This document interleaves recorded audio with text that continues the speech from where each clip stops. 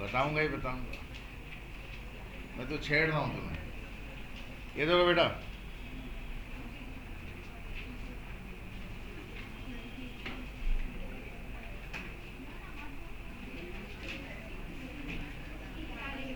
Bailment में, भाई please remain silent. Bailment means delivering goods to some person for some purpose. जैसे तुम्हारा auto repair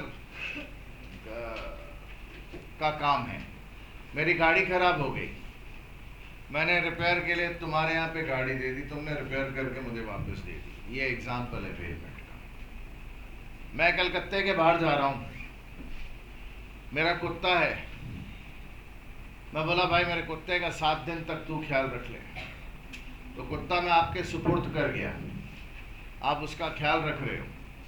या मेरी गाड़ी, बोला यार गाड़ियाँ बहुत चोरी हो रही है, मेरे गैरेज में रहेगी, गैरेज लॉक सिस्टम नहीं है, चोरी हो सकती है। तेरे यहाँ पे तू तो रह रहा है भाई उधर, तेरे यहाँ पे एक गाड़ी और जगह है तो भाई रख ले 7 दिन के लिए। That's an example of bailment. So bailment means delivering goods to some person for some purpose. जब मैं अपने सूट लेंथ को, कपड़े को आपके यहाँ दे देता हूँ, बोलता मेरा भाई सूट तैयार करके दे देना, आप दर्जी हो, तो बेलमेंट का एग्जाम्पल है। और आगे डिटेल में आएगा, करेंगे बहुत सारे चैप्टर्स में, बट अभी इतना काफ़ी है। आइए जी क्वासी कॉन्ट्रैक्ट्स कर ले। देखिए हमने क्या किया, चैप्टर 1, 2, 3, 4 4 चैप्टर कर लिए हमने। Nature of contract, offer acceptance, consideration, capacity. कल चैप्टर सर कौन सा करेंगे? फ्री कंसेंट चैप्टर नंबर 5 नहीं, पहले करेंगे लीगैलिटी ऑफ ऑब्जेक्ट चैप्टर 6। और वो करने के बाद अगर टाइम बचा तो I will pick up discharge of contract, और अगर टाइम नहीं बचा then I will pick up void agreement, जो छोटा चैप्टर है। सर फ्री कंसेंट भी पिकअप करेंगे। हाँ जी, ये पूजा में जाने के पहले इंडियन कॉन्ट्रैक्ट एक्ट तो फिनिश कर ही दूंगा, 12-13 चैप्टर हैं, उनको फिनिश कर दूंगा। तो सर फिर क्या बचेगा? अरे इंडियन कॉन्ट्रैक्ट होने के बाद सब कुछ बहुत तेजी से किया जा सकता है, बिकॉज आपका बहुत अच्छा बेस बिल्डिंग हो जाता है उसमें। भाई क्लियर रखिएगा,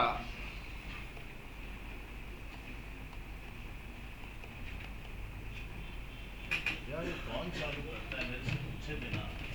Why did you put on this?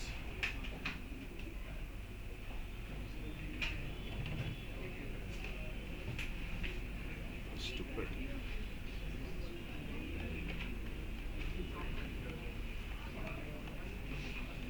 भाई quasi means like something similar to, quasi का मतलब it means resembling। क्लियर करिए साहब, क्वासी कॉन्ट्रैक्ट्स हैं ही नहीं। कॉन्ट्रैक्ट और क्वासी कॉन्ट्रैक्ट्स में सिमिलैरिटी सिर्फ एक ही चीज की है।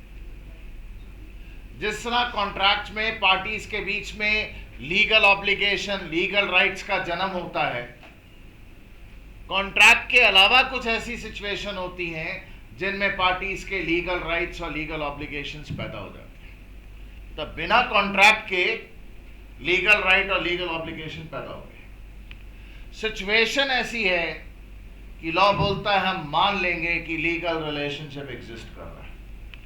लॉ को झक मार के मजबूरी में मानना पड़ रहा है कि यहां पे लीगल रिलेशनशिप है, क्योंकि अगर लॉ ऐसा नहीं करे तो बहुत नाइंसाफी हो जाएगी। Quasi contracts are certain situations which resemble a contract. Quasi contracts are not contracts. They are certain typical 5 situations. Section 68, 69, 70, 71, 72, 5 होगी, 5 सिचुएशन जिसमें लॉ बोलता है हमें भाई मजबूरी में मानना ही पड़ेगा कि इन सिचुएशन में पार्टीज के राइट्स और ऑब्लिगेशंस पैदा हो गए, कोर्ट में जाकर न्याय मांगने का हक है। बोला क्यों, मजबूरी में क्यों? बोला नहीं माने तो क्या होगा? बोला भाई अन्याय हो जाएगा। Equity, equity is a combination of sense of justice, reasonability and compassion. compassion का मतलब होता है दया। लॉ बोलता है कि जो सेंस ऑफ इक्वालिटी है, जस्टिफिएबिलिटी है, रीजनेबिलिटी है, वो सबसे ऊपर होनी चाहिए। और जहां हमें लगेगा अन्याय हो रहा है, वहां पर भाई हम बोल देंगे कॉन्ट्रैक्ट नहीं है तो क्या हुआ, बट अगर भाई उधर पार्टीज का राइट ऑब्लिगेशन डेवलप नहीं हुआ तो अन्याय हो रहा है, और अन्याय हम होने नहीं देंगे। Quasi contracts are based on principle of equity which is related to restitution. What is restitution? जो आपका नहीं उसे वापस करो। रेस्टिट्यूशन मतलब return back. What is restitution? No one is allowed to have a benefit in an unjustified manner. If you have received any benefit to which other is better entitled to, then you either return that benefit or you compensate for it. जो तेरा नहीं वो तेरे पास क्यों ना क्यों हो? जो चीज किसी और को बिलोंग करती है वो उसको वापस कर। वापस नहीं कर सकता तो कंपनसेट कर। वाह, हाँ, खर्चा दूसरा करेगा, हाँ साले मजा तू लूटेगा। ना ना ना, ये नहीं चलेगा। दिस इज लॉ का एटीट्यूड। गाली नहीं दे रहा हूं। लॉ बोला तू बहुत शाना है क्या? बोला क्या? बोला तू मजा लूट रहा है। बोला हाँ। बोला eight the expense of other person. हाँ, दूसरा खर्चा कर रहा है, दूसरा एफर्ट कर रहा है, मजे तू लूट रहा है, बुल्ले तू लूटता पे है। चल चल कंपनसेट कर, वापस कर। ये रेस्टिट्यूशन है, और ये रेस्टिट्यूशन पर बेस्ड है क्वासी कॉन्ट्रैक्ट्स कि जो आपका नहीं है रिटर्न करिए। That's what restitution is. Section 68 से लेकर 72 में वो 5 सिचुएशंस क्या क्या हैं। नंबर 1, अगर कोई भी माइनर को, अनसाउंड माइंड के आदमी को necessary goods and services supply करने की हिम्मत करता है। क्यों हिम्मत क्यों करता है? बिकॉज इनके साथ कॉन्ट्रैक्ट नहीं बनते हैं।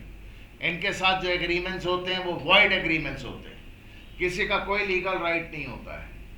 बट अगर ऐसा रहे रूल तो ये बेचारे माइनर या अनसाउंड माइंड के आदमी भूखे मर जाएंगे, इनको कोई कुछ सप्लाई नहीं करेगा। तो हम एक स्पेशल एक्सेप्शन बना रहे हैं। इन्होंने बोल दिया कि कोई भी इनको necessary goods and service supply करेगा, उस आदमी के पास राइट होगा कि वो बच्चे की या अनसाउंड माइंड के आदमी की प्रॉपर्टी बिकवा कर अपने पैसे रिकवर कर सकता है, only for necessary goods and services supplied. Is it fine? ये हम ऑलरेडी डिस्कस कर चुके हैं, सेक्शन 68 था। सो सेक्शन लिखा नहीं चाहिए। नहीं sir, 5 situation sir quasi contract से हम लोग याद रखे, 5 पांडव 68, 69, 70, 71, 72। हाँ रखना, रखिए सर, आप लिख दीजिए तो हम लोग याद रखेगा, जरूरत नहीं है इतना सेक्शन वेक्शन चाहिए। Next situation 2 section 69, payment by an interested person. अब समझिए इसकी कहानी, समझिए। आप ना एक पर्सन हो जिसका कुछ इंटरेस्ट इन्वॉल्व है, और अपने इंटरेस्ट को प्रोटेक्ट करने के लिए किसी और का ऑब्लिगेशन आप पे ऑफ करते हो। क्यों? नहीं पे ऑफ करोगे तो आपकी वाट लग जाएगी, आपका इंटरेस्ट नेगेटिवली अफेक्टेड हो जाएगा। तो अपना इंटरेस्ट प्रोटेक्ट करने के लिए आपने किसी और की अगर ऑब्लिगेशन पे ऑफ कर दी, तो उस आदमी की ड्यूटी है जिसके लिए आपने भाई उधर पेमेंट की है, वो आपके पैसे रिटर्न करे। उसमें कोई ऑफर एक्सेप्टेंस की जरूरत नहीं, आप उसको इन्फॉर्म करिए, अरे देख तूने पेमेंट करना था, साले तूने किया नहीं, तेरे कारण मुझे इतनी तकलीफ हो रही है, मैं भुगतूंगा, मुझे नहीं भुगतना है भाई, मैं तेरे बिहाफ में पेमेंट कर रहा हूं, तेरे पास जब सहूलियत हो मुझे पेमेंट कर दी। सर एक एग्जांपल दीजिए। सर ये पूरे में हमको एक ही चीज समझ में, सर आपने गाली दी ना साला, बाकी सर हमारा ध्यान ही नहीं किसी चीज पर, क्या क्या बोल रहे हैं आप भाई साहब एक लैंड के ओनर हो, मैंने आपको अप्रोच किया, बोला भाई आपकी लैंड बड़ी अच्छी पोजीशन पर है, मुझे ये 30 इयर्स की लीज पे दे दो, मैं इस पे फैक्ट्री बनाऊंगा।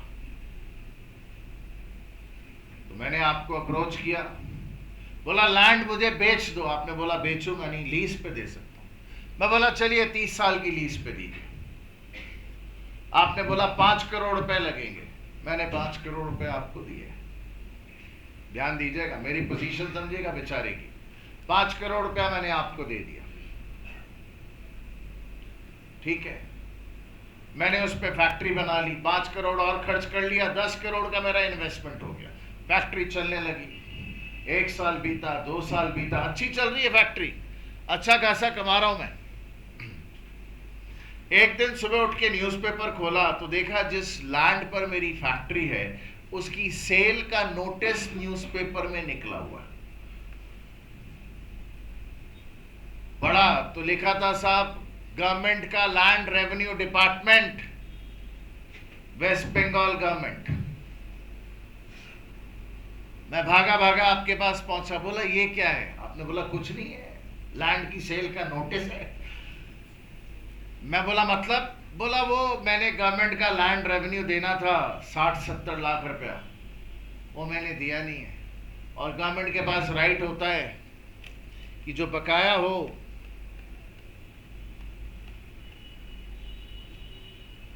जो आउटस्टैंडिंग हो, अगर उसका पेमेंट नहीं करो टैक्स वैक्स का, तो गवर्नमेंट के पास राइट होता है कि जो भी उस पर बना हुआ है उसको गिराकर, it would be raised down, गिरा दिया जाएगा। गवर्नमेंट के बुलडोजर आएंगे और पूरी लैंड पर भाई उधर जो भी होगा उसके ऊपर चला के लैंड को सपाट कर देंगे। मतलब मेरी बनी बनाई फैक्ट्री मटिया मेट करके वो लोग लैंड बेच के निकल लेंगे। मैं बोला भाई मैं तेरे को 5 करोड़ दिया, 5 करोड़ रुपया मैंने इन्वेस्ट और किया प्लांट मशीनरी में, मेरा तो 10 करोड़ पानी में चला जाए। आपने बोला हाँ। तो बोला क्या?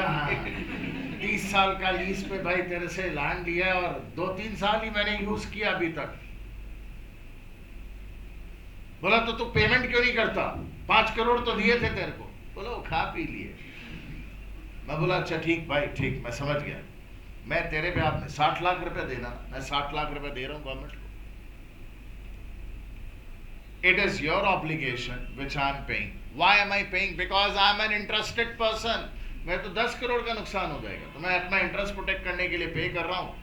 भाई तू मुझे पेमेंट कर दियो। तो ये क्या है? बन गया quasi contractual situation. I have right of recovering that 60 lakh rupees from you. So what is the funda? If an interested person makes a payment to protect his interest, then जिसके behalf में वो payment की गई होती है उससे recovery करने का राइट मेरा लीगल डेवलप हो गया। भले आप उसको मानो ना मानो, आप हाँ बोलो या ना बोलो,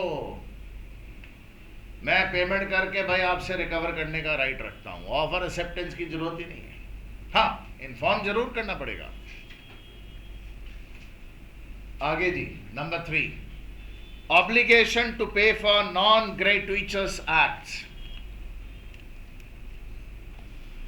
ग्रेट्यूटस तो हमने देख लिया था, for free, not free, that is for money.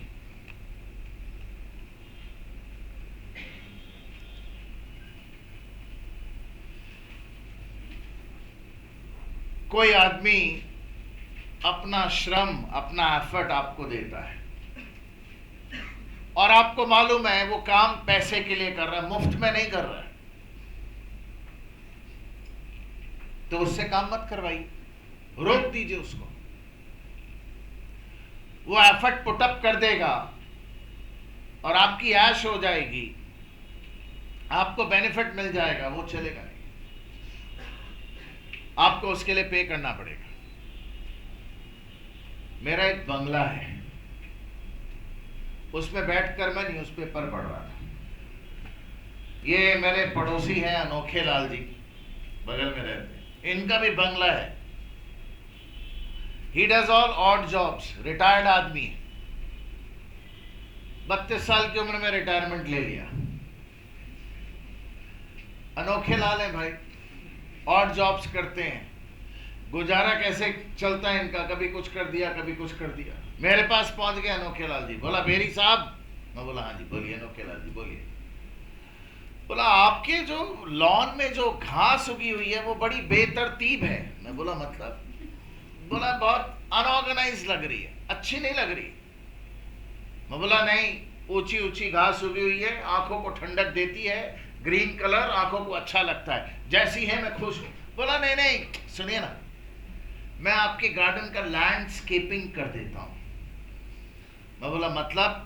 मतलब एकदम सजा वजा दूंगा, घास वास काट दूंगा, अच्छा लगेगा देखने में। मैं बोला मैं इंटरेस्टेड हूं। बोला करवा लीजिए, 5,000 रुपये खाली दूंगा। बोला भाई मेरे को नहीं करा। ठीक है, चले गए। 15 मिनट के बाद देखा ये आ गए लॉन मोइंग मशीन लेकर, ग्रास कटिंग मशीन होती है, लेकर पहुंच गए और घास काटना चालू कर दिया। मैं देख रहा हूं, मैं वहां बैठा हूं, देख रहा हूं, बट इनको रोक नहीं रहा। क्यों? क्योंकि मेरे को बेरी सर ने लॉ पढ़ाया था और लॉ पढ़ाते वक्त बेरी सर ने मुझे सिखाया था consideration must arise at the desire of promiser. तो मैंने तो ऑफर दिया नहीं, ये काट रहा है तो अपने मन से काटने दे। मैंने बोला नहीं, कंसिडरेशन तभी पैदा होती है जब मैं ऑफर दूं। मैंने ऑफर दिया नहीं, अपने मन से कर रहा, करता रहे, मैं कुछ नहीं दूंगा, ऐसा मैं सोच रहा हूं। इन्होंने घास वास काट दी, काट कर भाई उधर बोला 5,000 ज्यादा था, 4,000 दे दी। मैंने बोला किस चीज का? बोला वो मैंने काम कर दिया, आपका लैंडस्केपिंग कर दिया, देखिए गार्डन कितना अच्छा लग रहा है। मैं बोला लग रहा होगा, but consideration did not arise at the desire of promiser, so I am not bound to pay you. ये कोर्ट में चले जाते हैं। कोर्ट में जो है वो जज मेरे कान पकड़ता, बोलता तू बहुत छाना है, हाँ, कंसिडरेशन बाय उधर can arise only eight the desire of promiser, गाना गा रहा है। तू जब देख रहा था कि सामने वाला घास काट रहा है तो उसको रोका क्यों नहीं? बोला मैंने तो रोका था एक बार। बोला एक बार मतलब?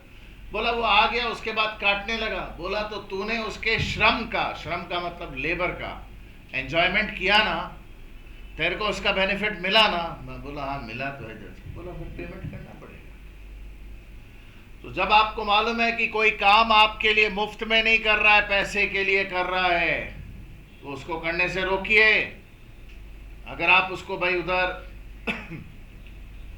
काम करने देते हैं, सर वो पिछले वाले केस में क्या होता, अरे उसमें वो जाबाज आदमी कूद गया, मुझे पता भी नहीं चला, मुझे मालूम पड़ा कि कोई अंदर कूद गया और मेरा बैग उठा के बाहर ले आया।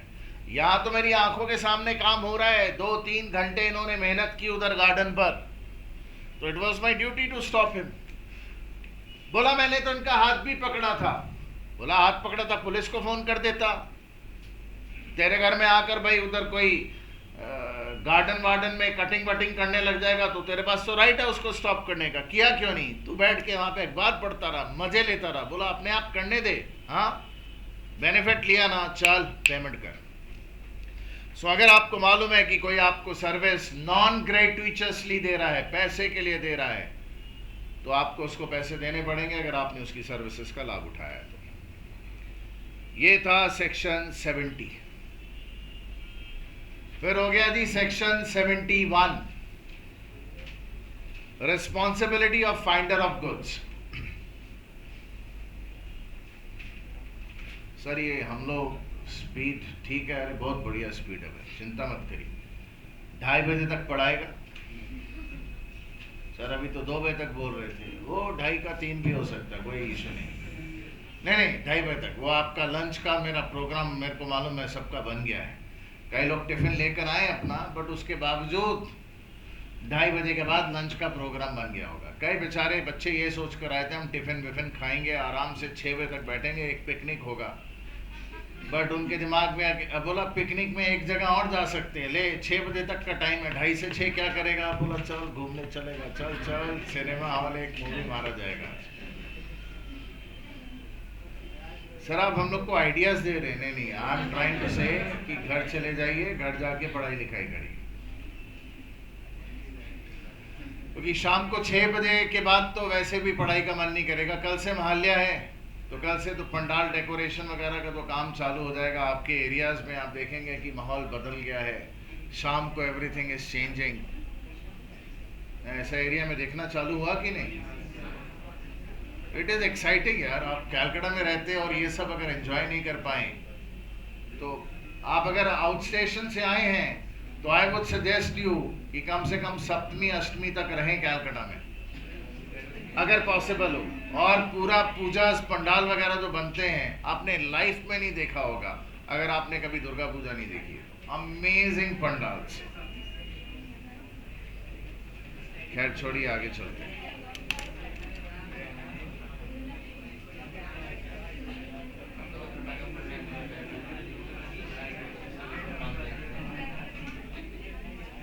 आपको अगर कोई खोया हुआ सामान किसी का मिल जाए, दिख जाए, उसको उठाइए मत। सर बॉम्ब है, बॉम्ब, वो लीगल बॉम्ब है, you correct, it's a legal bomb. आप अगर उसको उठाते हैं तो उसका जो मालिक है उसके साथ आपकी तुरंत एक लीगल रिलेशनशिप, जैसे ही आपने उसको उठाया आपकी लीगल रिलेशनशिप बन गई उसके साथ। उसको बेलर वो होता है जो गुड्स डिलीवर करता है, और आपको बेली जिसको गुड्स डिलीवर किए जाते हैं मान लिया जाएगा। आपके बीच में जो कॉन्ट्रैक्ट है वो बेलमेंट का कॉन्ट्रैक्ट मान लिया जाएगा। उस बेलमेंट के कॉन्ट्रैक्ट में होता क्या है? बेली की ड्यूटी बन जाती है। अब आप देखिए, जैसे ही आपने उठाया ना, तो एक लिस्ट ऑफ लीगल ड्यूटीज आप पर थोप दी गई। पहली ड्यूटी, ओनर को खोजने की कोशिश करिए।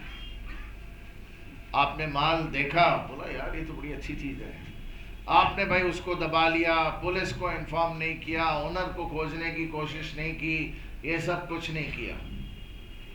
ओनर आ गया, उसने आपको ट्रेस कर लिया, आपको पनिश करवा सकता है। You will be guilty of wrongful conversion of ownership. दूसरे के माल को अपना माल बनाने की कोशिश आपने की, ऐसा मान लिया जाएगा।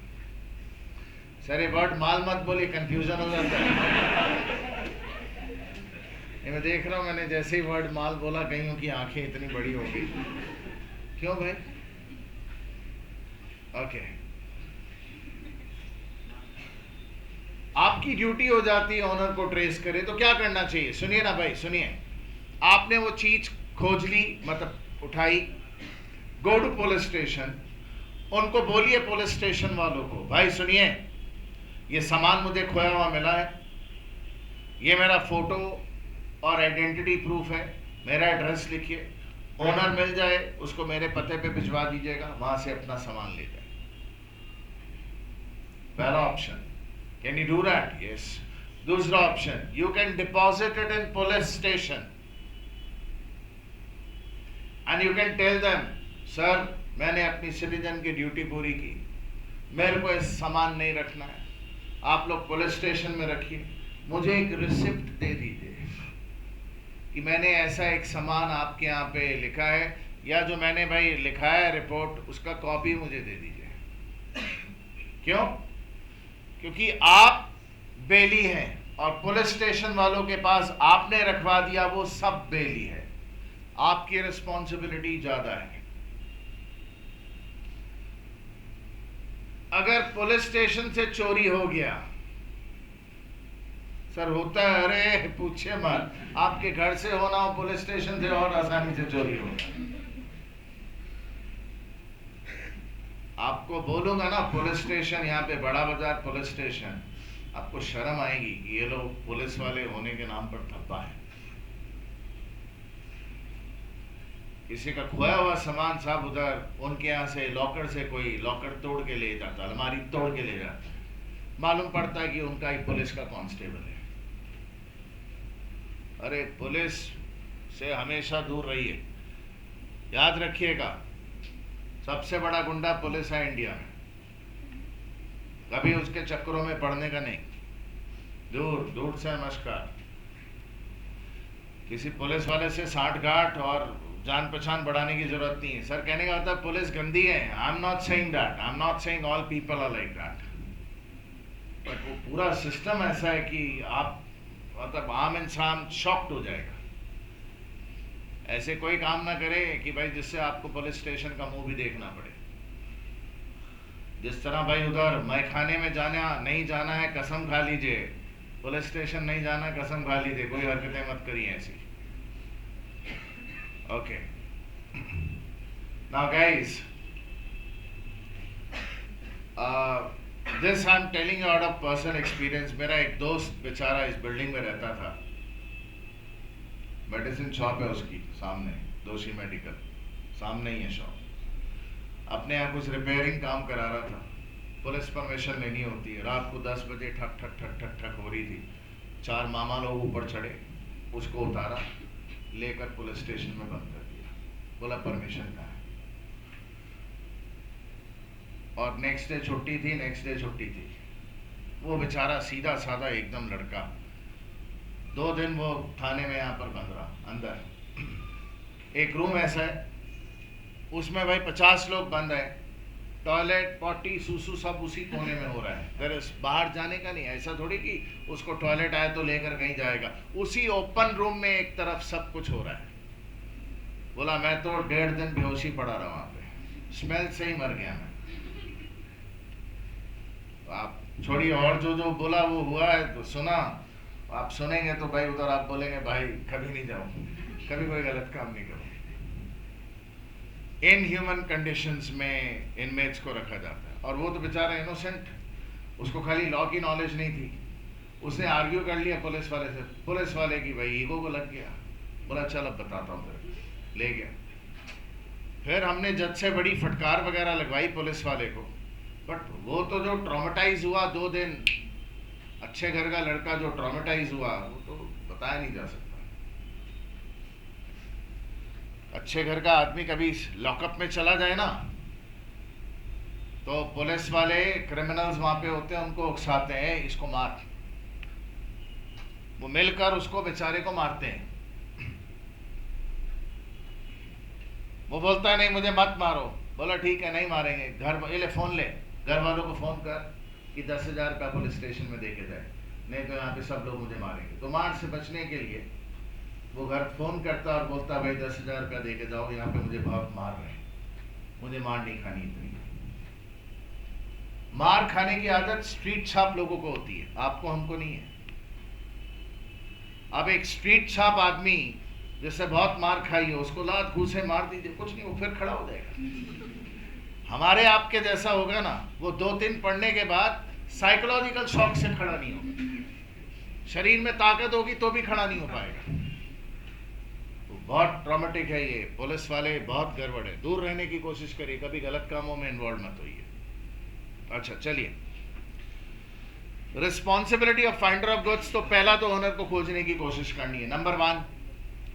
दूसरा देखिएगा, उस चीज का उतना ही ख्याल रखना है जितना उसकी खुद की वो चीज होती, उस वैल्यू की होती और उस बल की होती। जितना ख्याल वो अपनी चीज का रखता, उतना ही ख्याल उसको उस चीज का रखना पड़ेगा। मैं एक एग्जांपल देता हूं भाई। एक बंदे को एक महंगा एक्सपेंसिव मोबाइल सेट पड़ा हुआ मिल गया, अनओपन था पैक। तो अनओपन पैक था, उसका था नहीं, कोई सिम कार्ड वगैरह भी नहीं था, नया नया खरीदा हुआ मोबाइल था।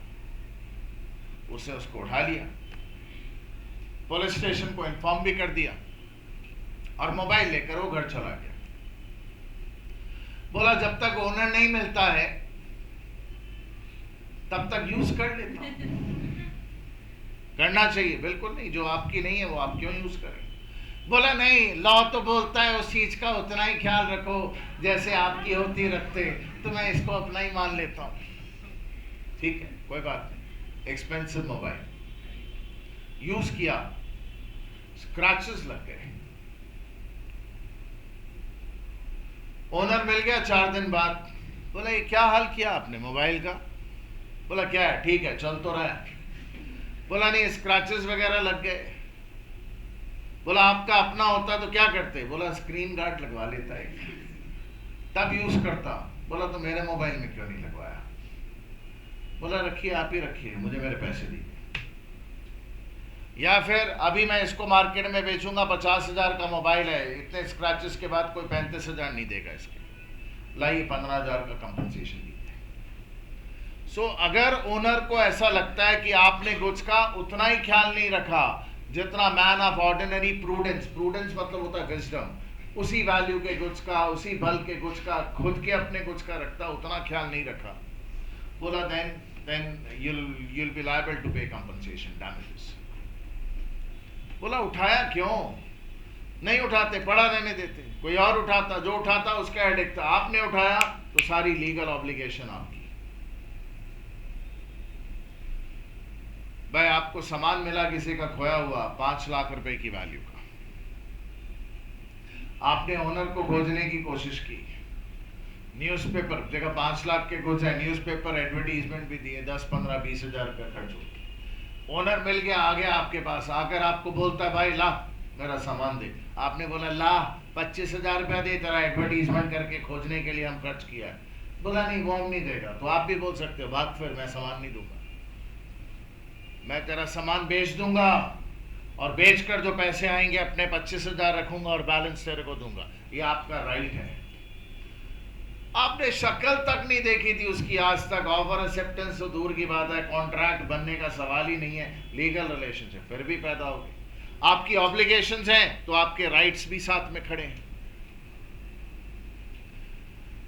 खोया हुआ सामान आपको क्या मिला? स्ट्रॉबेरी के 6 डब्बे मिल गए, एक एक डब्बा 500 रुपए का, 3,000 रुपया वैल्यू दी, खोया हुआ सामान। ओनर को भाई उधर मॉल में आपने खोजने की कोशिश की 2, 3, 4 घंटे, मॉल वाले के पास पहुंचे, सिक्योरिटी वाले को बोला, वहां बैठे भी रहे, इंतजार भी करते रहे, फिर 3 घंटे के बाद आपने डिसीजन लिया कि यार ये तो स्ट्रॉबेरी के डब्बे खराब हो जाएंगे, ओनर नहीं मिला, बोला चल इसको बेच देते हैं। 3,000 के डब्बे भाई औने पौने दामों में बेचकर आपने 2,500 रुपया इकट्ठा कर लिया, सिक्योरिटी वालों को दे दिया, खुद के पास रख दिया, सिक्योरिटी वालों को अपना नंबर लिखा दिया, ओनर मिल जाए तो बोल देना भाई पैसे ले जाएगा। ओनर मिला, चीखने चिल्लाने लगा, बोला मेरे 3,000 के डब्बे तुमने 2,500 में बेच दिए। बोला तो क्या करता पागल, पेरिशेबल गुड्स है, पेरिश कर जाएगा, खराब कर जाएगा, तो मैंने तो तेरे इंटरेस्ट के लिए भाई उसको बेच दिया। हाँ, अगर बेचा नहीं होता तो खराब हो गए होते, कुछ नहीं मिलता तेरे को। अभी 2,500 भाई उधर सेल से मिला हुआ है, वो रख और ज्यादा चेंचे मत कर। बोला नहीं हम तुमसे कंपनसेशन लेगा 500 रुपए का, नहीं, he can not take, because आपने गुड फेथ में, अच्छे स्पिरिट में उसका लॉस मिटिगेट करने के लिए, रिड्यूस करने के लिए इस तरह का स्टेप किया। आप देखिए, आप मालिक नहीं थे चीज के, फिर भी आपके पास बेचने का राइट था। आपने जो खर्चे किए ओनर को खोजने के लिए, वो आपको नहीं दे रहा है तो भी आपके पास बेचने का राइट है। पेरिशेबल गुड्स हैं तो बेचने का राइट है। माल की वैल्यू 9 लाख रुपया, ओनर को खोजने में, माल को संभालने में 6 लाख खर्च हो गया। कितना? 2/3 of the value of goods. 6 lakh रुपया या उसके ऊपर खर्च कर लिया, तो आपके पास राइट है माल बेचकर अपने पैसे रखें और जो बैलेंस पैसे रेडी रखें, मालिक मिलेगा उसको दे दीजिए। तो आप देखिए इन सारी सिचुएशंस में माल आपका नहीं है, उसके बावजूद आपके पास बेचने का राइट है, तो आपके राइट्स एंड ऑब्लिगेशंस पैदा हो जाते हैं quasi contractual situation. Is it fine? Okay भाई जरा ध्यान दीजिएगा।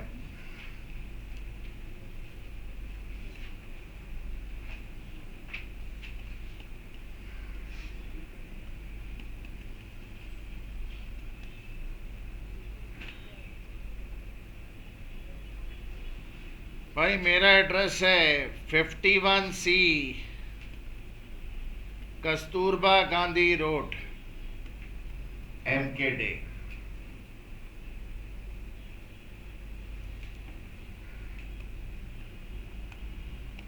और 51B पे कस्तूरबा गांधी मार्ग पर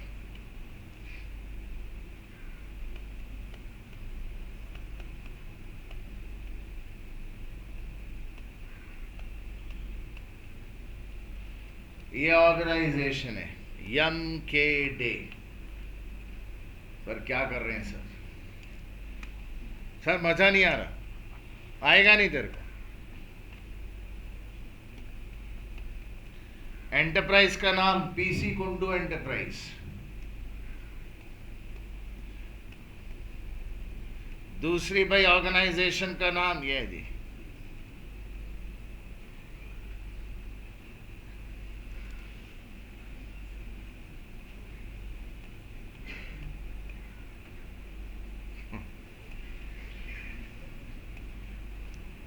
सर, आप इन नामों में और भी कुछ देख रहे हैं? सर ऐसे खुराफती नाम।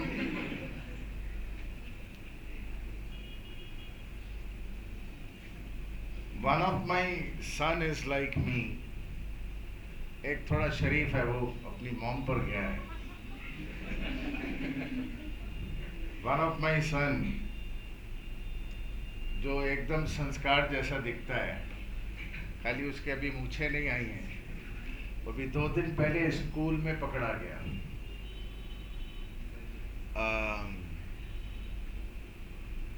नेमोनिक्स बना रहा था।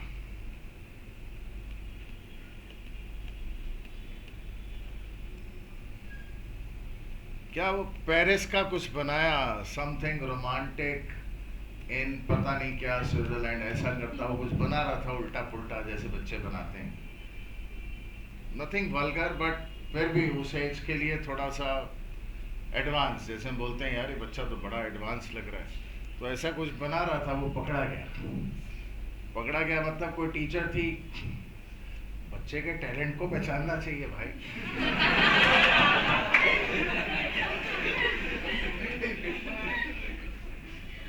तो उसको लगा बच्चा मतलब अपनी एज के बियॉन्ड सोच रहा है, तो उसको प्रिंसिपल के पास ले गए। तो उसका कंप्लेन आया मेरे पास, तो मेरी वाइफ बहुत गुस्से में थी। उसने जब मुझे बताया तो मैं जोर जोर से हंसने लगा। बोला हंस क्यों रहे हो? बोला बचपन में आपने भी बहुत किया है। तो बोला ये क्या मतलब है? वो बोला मतलब ये कि यार ये तो टैलेंट वाली बात है भाई, क्रिएटिविटी। तो हाँ, ऐसे ही याद आया। सर इसमें क्या छिपा हुआ दिखता है? छोड़िए सब। ओके गाइस, ये PC कुंडू के यहाँ माल डिलीवर होना था 50 लाख रुपए का। गलती से इनके यहाँ डिलीवर हो गया। इनको मालूम है कि माल इनका नहीं है, फिर भी ये होशियार चंद माल को चुप करके रख लेते अपने पास, यूज करना चालू करते या बेचना चालू कर देते। तो भले इनके साथ कोई कॉन्ट्रैक्ट नहीं हुआ, जो इनका नहीं है वो इन्होंने अपने पास रखा क्यों? They are suppose to return it back, और रिटर्न नहीं करेंगे तो उसके लिए कंपनसेशन देना पड़ेगा। ये है anything delivered to a person by mistake or under some kind of जबरदस्ती. जबरदस्ती आपने किसी से कोई चीज ले ली, गलत है. एग्जाम्पल, भाई मेरी गाड़ी जब लोकेलिटी से गुजरी, मेरी गाड़ी को रोका गया. बोला क्या है? बोला दुर्गा पूजा का चंदा. बोला ठीक है आइए, हम लोग 11 रुपए देते हैं, 11 देंगे. बोला नहीं, 11 नहीं. बोला 11 नहीं मतलब? बोला रुकिए. गाड़ी का डिक्की खोला, पीछे सामान था, लैपटॉप. बोला जाइए. बोला ये क्या मतलब है?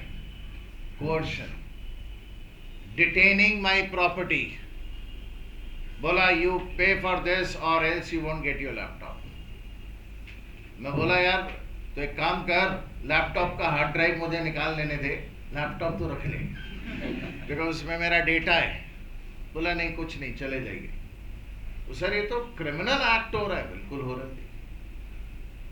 तो सर उन्होंने अगर मुझसे पैसे लिए, वापस करने पड़ेंगे, और जितना डिले करके करेंगे इंटरेस्ट के साथ वापस करेंगे. तो सर इसमें कॉन्ट्रैक्ट वाली बात क्या है? कॉन्ट्रैक्ट वाली बात है ही नहीं कहीं पर. हम मुद्दा ये सेट कर रहे हैं कि बाय मिस्टेक और बाय कोअर्शन अगर गुड्स किसी को डिलीवर हो जाते हैं, या किसी के गुड्स आप डिटेन कर लेते हैं by coercion, that is wrong. अब सामने वाले के पास राइट है अपने गुड्स वगैरह रिकवर करने का. Sir can you give us an example जहां पर ये होता है? अरे बिल्कुल होता है सर, एक एग्जांपल दीजिए. तो रेलवे के गोडाउन में होता है. और बोलिए. मेरा माल आया लुधियाना से, मैं छुड़ाने गया, तो जो उनके भाई गोडाउन चार्जेस हैं पर पेटी पर 100 रुपया बनता है. मेरी 10 पेटियां आई हैं, I am suppose to pay them 1000 rupees and take my goods from there. मैं गया तो बोलते हैं विश्वकर्मा पूजा. बोला हाँ तो? बोला ये रिसिप्ट है, 800 रुपया और देना पड़ेगा आपको, तब जाकर आपका माल छूटेगा. मैं बोला 1000 दूंगा और 800 और चंदे का. बोला हाँ सब दे रहे, आपको भी देना पड़ेगा. क्या है? कोअर्शन है. देखिए मैंने दे दिए, अपना माल छुड़ा दिया, फिर लीगल एक्शन भाई ले लिया आपके अगेंस्ट. आपका और मेरा लीगल रिलेशनशिप बन गया भाई. तो कोई मिस्टेक से, कोअर्शन से कोई भी चीज अगर डिलीवर होती है, अगर वो आपकी नहीं है, आपने अनजस्टिफाइड वे में रखी है, आपको उसको रिटर्न करना पड़ेगा, कॉम्पनसेट करना पड़ेगा, नहीं तो उसके लिए. Is it fine? ये 5वां भाई उधर लास्ट सेक्शन था, सेक्शन 72. तो सर 5 कौन कौन से हो गए? रैपिडली बोलेंगे. Necessary goods and services supplied to minor or person of unsound mind. Payment by an interested person. Third वाला हमने क्या किया था दी? कंपनसेशन फॉर अ वॉलंटरी, मतलब service given which is non gratuitous service, उसका कंपनसेशन देना पड़ेगा. Next is responsibility of finder of goods. और फाइनली भाई anything delivered by mistake or coercion. ये 5वीं सिचुएशन थी. खत्म नहीं हुआ चाचा, चैप्टर बाकी है, अभी कर रहे हैं, घबराइए मत.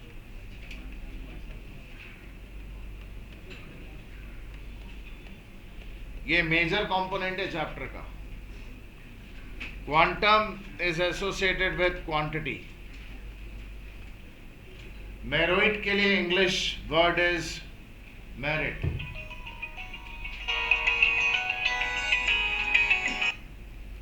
बोल बॉस. ये ग्लास टाइल जो वापस करने वाली है वो क्या ले लूं क्या सर? नहीं, वो डिलीवरी करने जब आएंगे तब अपने आप पिकअप कर लेंगे. अपने आप पिकअप कर. We are not supposed to do that. Okay ठीक है. Quantity 1 merits or deserves. देखिए प्रिंसिपल ऑफ रेस्टिट्यूशन ऐसा है कि जिसका जो हक है वो उसको मिलना चाहिए. आपने अगर कोई सेक्रीफाइस किया और दूसरे ने आपके सेक्रीफाइस की स्ट्रेंथ पर मजे लिए हैं, तो आपको आपके सेक्रीफाइस के लिए कंपनसेशन या जो भी आपने छोड़ा है, त्यागा है, दिया है, वो आपको वापस मिलना चाहिए. बोला ये इक्विटी की बात है, इक्वालिटी की बात है।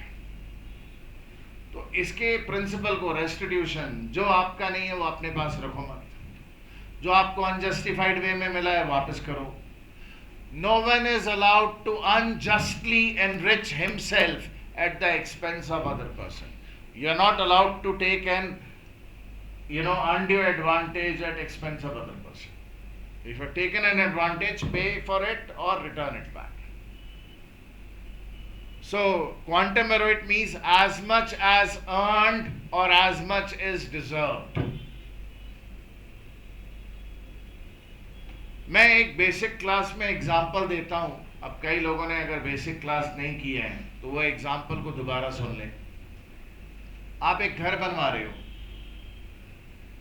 Water line, pipeline, sewage lines वगैरह ये सब आपने डेवलप करनी। मैं प्लम्बर हूं, मैं पहुंचा आपके पास, मैं बोला मटेरियल आपका जी, सारा प्लम्बिंग काम, पूरी बिल्डिंग का आपकी मैं कर दूंगा, लाख रुपए लूंगा। काम करना चालू किया, 30% काम कर दिया, 1 लाख रुपए देने की बात है आपकी, 30% काम कर दिया। एक दिन काम करने आया, आपने बोला काम नहीं होगा। मैं बोला क्यों? बोला मेरे पास अभी पैसे की शॉर्टेज है, फंड्स नहीं है, अभी मैं काम नहीं करूंगा। मैं बोला ठीक है, मैं वेट कर लूंगा। आपने बोला नहीं, तेरे को कॉन्ट्रैक्ट कैंसिल करना है, कर ले, वेट करना है, वेट कर ले, तेरा मन। मैं बोला ठीक है, मैं वेट कर लूंगा। तो ना तो मैंने आपसे पैसे मांगे और ना तो मैंने क्विट किया। 15-20 दिन बाद फिर चक्कर लगाए, बोला हाँ करवाने की इच्छा तो है, आना देखते हैं। मैं फिर आया, मैं बार बार चक्कर लगाता हूं, आप काम चालू नहीं कर रहे। फिर मुझे मालूम पड़ा आपके पास पैसे तो बहुत हैं, बट आप जो है मुझे हैरेस कर रहे हो। मैं काम करने आता हूं, कभी कुछ बहाना करके मुझे परेशान कर रहे हो। तो मैंने बोला मुझे आपके साथ कॉन्ट्रैक्ट कंटिन्यू नहीं करना, कैंसिल, रिप्यूडिएट। ठीक है, मेरा ऑप्शन था। Contract was voidable at my option. क्यों? बिकॉज मैंने जो प्रॉमिस किया था मैं करने को राजी हूं, बट आप मुझे करने ही नहीं देते, you preventing me from performance. तो कॉन्ट्रैक्ट कैंसिल कर दिया, कॉन्ट्रैक्ट तो खत्म हो गया। अब मैं आपसे किस ग्राउंड पे पैसे मांग रहा हूं? क्वांटम मेरुइट, कि मैंने 30% काम किया, 30% of your work is done, you must pay me ₹30,000 at least. उसके अलावा डैमेजेस वगैरह मैं आपसे मांग सकता हूं कि मैं आया गया, इतने चक्कर लगाए, परेशान हुआ, भाड़ा दे दो या ये दे दो, वो सब बात की, वो कॉन्ट्रैक्ट से रिलेटेड राइट है। बट आपने मेरी 30% सर्विस का लाभ लिया ना, अभी आप मुझसे काम नहीं कराकर किसी और से कराओ तो आपको उस आदमी को कम पेमेंट करनी पड़ेगी, बिकॉज आपका 30% काम तो मैं ऑलरेडी कर चुका हूं। So I deserve, I merit 30% payment, that is justified on the ground of quasi contractual principle of equity वाला सिचुएशन। सो क्वांटम मेरुइट अगर एक कॉन्ट्रैक्ट एग्जिस्ट नहीं भी करता है तो भी एक्टिवेट करके on the principal of equity, जो मेरा है मुझे मिलना चाहिए, जितना मैं डिजर्व करता हूं मुझे मिलना चाहिए, that is what quantum meruit is all about. Example, पहला एग्जाम्पल, भाई Craven Ellis versus Canon Limited. भाई जरा ख्याल करिएगा, एक आदमी को एक कंपनी के डायरेक्टर्स ने मैनेजिंग डायरेक्टर चुन लिया, उसको बोला तेरे को साल का 30 लाख रुपए देंगे, 30 लाख रुपीस। चुन लेने के 6 महीने बाद मालूम पड़ता है कि वो डायरेक्टर्स के पास उस आदमी को चुनने का राइट ही नहीं था, लॉ अलाउ ही नहीं करता था। मतलब वो जो चुना गया बंदा उस जॉब के लिए, वो एग्रीमेंट जो है इनवैलिड था। बट ये क्या, ये 6 महीने बाद पता चला। 6 महीने तो उस आदमी ने काम किया ना कंपनी के लिए। तो अगर उसको साल का 30 लाख सेट किया है तो 30 लाख इंटू 6/12 15 लाख की पेमेंट देनी पड़ेगी, भले आपका agreement was discovered to be void after 6 months. कल मैं एक एग्जाम्पल दे रहा था कि एक सजा याफ्ता मुजरिम मैनेजिंग डायरेक्टर नहीं बन सकता, मुझे बना लिया गया मैनेजिंग डायरेक्टर।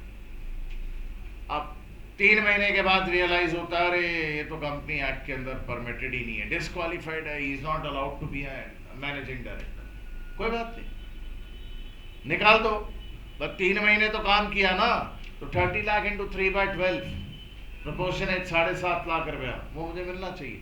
क्या बेसिस पर? भले कॉन्ट्रैक्ट नहीं हो, क्वांटम मेरिट के बेसिस पे मिलना चाहिए कि मैंने अपना श्रम कंपनी को दिया है, मुझे उसका कंपनसेशन मिलना चाहिए, I deserve it. Famous case है सर, लर्न लिख दीजिए। नहीं, लर्न नहीं लिखूंगा सर। क्यों? अरे यार हर एक चैप्टर में नहीं कोई जरूरी होता है, फेमस केस है, कोई लीडिंग केस होगा तो लर्न लिखने का वो सीन रहेगा। नंबर 2, अगर आपको पता है कि कोई आदमी आपके लिए काम पैसों के लिए कर रहा है, नॉन ग्रेट्युइटसली, बट आपने उसके साथ सेटल नहीं किया कि तेरे को कितना दूंगा। जैसे आपको घर में हेल्प की जरूरत थी, domestic help,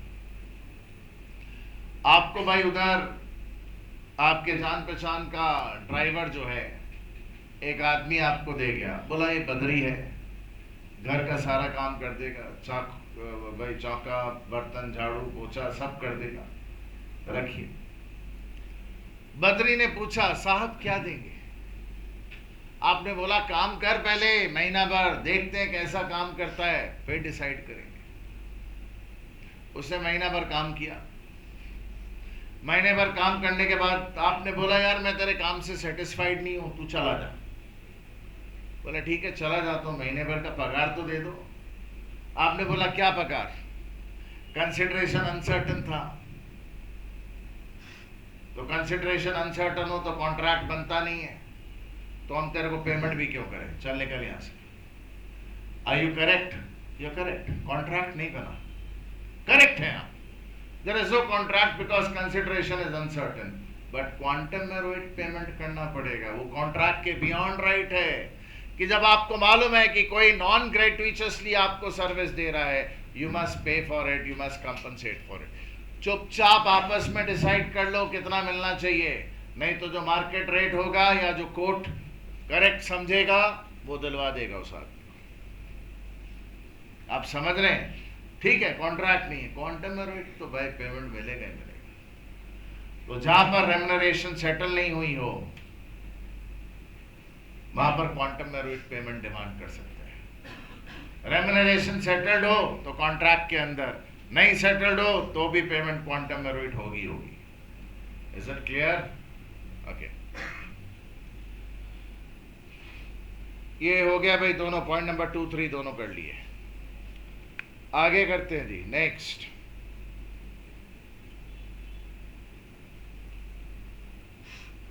When completion of contract has been prevented by the act of other party to the contract, ये मैं ऑलरेडी बोल चुका हूं।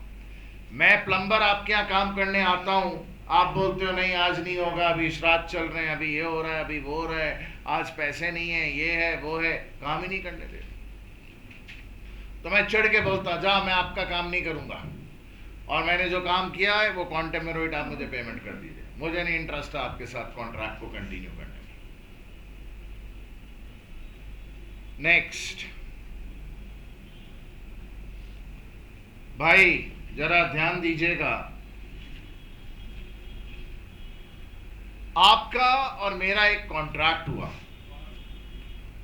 जिसमें मुझे आपके लिए 5 काम करने थे, 5 works I had to do, 5 work, ध्यान दीजिएगा। और हर एक काम के लिए कंसिडरेशन अलग अलग थी। पहले काम के लिए 1 लाख था, दूसरे काम के लिए 2 लाख था, तीसरे काम के लिए 3 लाख था, 4 लाख था, 5 लाख था। डिविजिबल कॉन्ट्रैक्ट, अलग अलग मालूम पड़ रहा है किसके लिए क्या कंसिडरेशन है। तो भाई अगर मैंने काम नंबर 1 कर दिया तो मुझे 1 लाख रुपए की पेमेंट मिल जानी चाहिए। बट अगर आपने मुझे ये बोल रखा है बेरी मैं तेरे को ओवरऑल 12 लाख की पेमेंट करूंगा, किस काम के लिए कितना वो नहीं बोला हुआ, और ये क्लियर किया हुआ आपने कि बेरी जब तक पूरा काम नहीं होगा 1 रुपया नहीं दूंगा। तो मान लीजिए 2 काम करने के बाद मैं आपसे अगर पैसे मांगू, यू मे टेल मी कि भाई मैं नहीं देने वाला। यहां पर भाई क्या है कॉन्ट्रैक्ट? इनडिविजिबल, पेमेंट मिलेगा नहीं। बट अगर कॉन्ट्रैक्ट डिविजिबल हो पेमेंट मिलेगा, हाँ जो जो काम हो गया उसकी पेमेंट मिलनी चाहिए, बाकी भले हुआ हो नहीं हुआ हो। आपने ना मुझे एंगेज किया था, बोला था बेरी तू बिल्डिंग बना के दे ग्राउंड प्लस 3 फ्लोर, तेरे को हम 10 करोड़ का पेमेंट करेगा, जी प्लस 3 फ्लोर्स, और पूरी बिल्डिंग बना कर देगा तभी पेमेंट करेगा, नहीं तो नहीं करेगा। मैंने पूरी बिल्डिंग बना दी, बट जैसी आपने बोली वैसी नहीं बनाई। जहां खिड़कियां बोली थी वहां दरवाजे लगा दिए। ऐसा उल्टा पुल्टा कुछ काम किया, वो मटेरियल यूज नहीं किया। सर जहां खिड़कियां बोली वहां दरवाजे लगा देंगे तो आदमी नीचे गिर जाएगा। आई वांट टू से कि इंडिविजिबल वर्क था, but I completed it, but इनएप्रोप्रिएटली completed it. वहां पर क्या होगा? मैंने आपसे पैसे मांगे, बोला 10 करोड़ दे दो बिल्डिंग रेडी है। आपने बोला यू डोंट डिजर्व 10 करोड़, बदतमीज आपने मुझे बोला। मैं बोला क्या हुआ? बोला तेरे को जैसा स्पेसिफिकेशन दिया था तू वैसा तो रेडी नहीं किया। मैं बोला तो क्या हुआ? 10 करोड़ दो, मैं कोर्ट में जाऊंगा। अगर मैं कोर्ट में जाता हूं तो कोर्ट मुझे थप्पड़ लगाएगा और बोलेगा अरे बदतमीज, ठीक है तूने कंप्लीट किया, इंडिविजिबल कॉन्ट्रैक्ट है, कंप्लीट होने पर ही पेमेंट मिलना है, बट इसको ठीक करते करते जो तूने गड़बड़ की है, इसको ठीक करते करते इसको 3 करोड़ रुपए का खर्चा करना पड़ जाएगा, तो हिसाब से तेरे को 7 करोड़ ही मिलने चाहिए। तो कोर्ट उस सिचुएशन में मुझे 10 करोड़ नहीं लेने देगा, मुझे बोलेगा वो आप एक एस्टिमेट कोर्ट को सबमिट करोगे कि बेरी ने जो हरकतें की हैं, जैसी बिल्डिंग बना के दी है इम्प्रॉपर, मेरे को करेक्ट करते करते 3 करोड़ का खर्चा लग जाएगा। तो कोर्ट फिर 7 करोड़ भाई उधर देने का परमिशन खाली मुझको देगा कि भाई तू खाली 7 करोड़ ले सकता है। तो इंडिविजिबल कॉन्ट्रैक्ट अगर परफॉर्म्ड है बट बैडली परफॉर्म्ड है तो भी क्वांटम एनुइटी पेमेंट होगी। डिविजिबल कॉन्ट्रैक्ट में जितना काम हुआ उतनी पेमेंट हो जाएगी, बट अगर इंडिविजिबल कॉन्ट्रैक्ट है और उसमें बोला हुआ है कि जब तक कंप्लीट नहीं पूरा पेमेंट नहीं होगा, तो जब तक कंप्लीट नहीं होता पेमेंट नहीं होगी। ठीक, ये क्वांटम एनुइटी वाली सिचुएशंस सारी। Thank you, chapter is over.